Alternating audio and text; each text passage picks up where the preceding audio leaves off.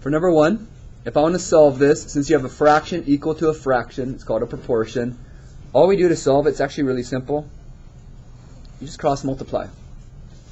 That becomes 3 times 2x equals, then you cross multiply this, 5 times x plus 3. And then you solve it. And this one should be an easy solve from here. 3 times 2x is 6x. Distribute here. That's 5x. 5 times 3 is 15. And to solve this, well, let's see. We minus 5x over. And we get x equals 15. And we're done. That is our answer. Now, real quick, we have to actually check to make sure this isn't extraneous. Can I plug 15 into this bottom and not get 0? Remember, you can't have 0 on the bottom. When I plug 15, do I get 0 on the bottom here? Do I get 0 on the bottom here when I plug in 15? So I'm good. You just have to double check fractions. Once in a great while, the answer doesn't work, because when you plug it back in, you get a 0 on the bottom of a fraction.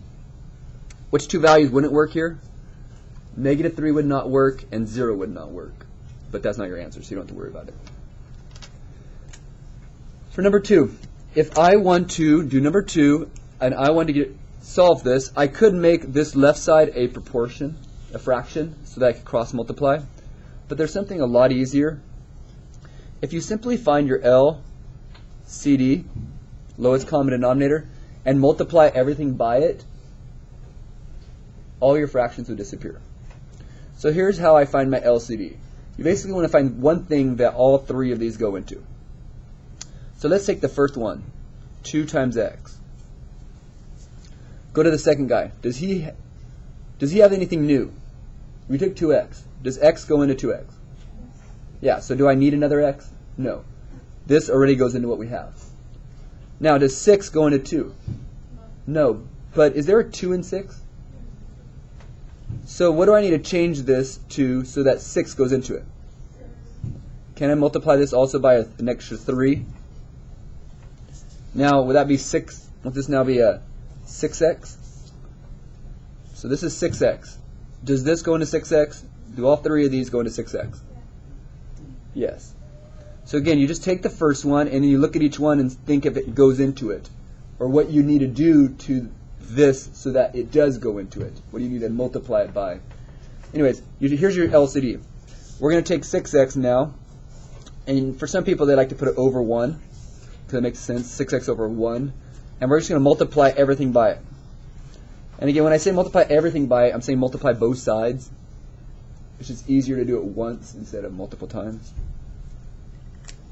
Okay, when I do that, up here I get 6x times 3, looks like it's going to be 18x, and 1 times 2x is just 2x on the bottom. So this times this is 18x over 2x. 6x times 2 looks like it would be negative 12x, and I have an x on the bottom here. Oops, I have 2 negatives. That shouldn't be there. Can I just make 1 minus right there? Yeah. Kind of long, kind of weird looking. Alright, equals 6x times 5 looks like it'd be 30x, and I have a 6 on the bottom. Let's leave the bottom. Okay, now you might think, why did I do all that? Well, watch what happens. These x's cancel, and what's 18 divided by 2? 9. These x's cancel, and leaving you 12. And this right here gives you 5x.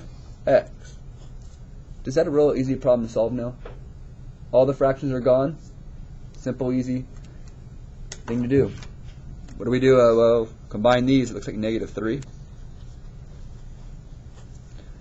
And the last step to solve this would be, looks like divide by 5. So we got x equals negative 3 over 5. Now, is that extraneous? Meaning, can I plug negative 3 over 5 into these x's? And yeah, because they don't give me 0. The only answer that would give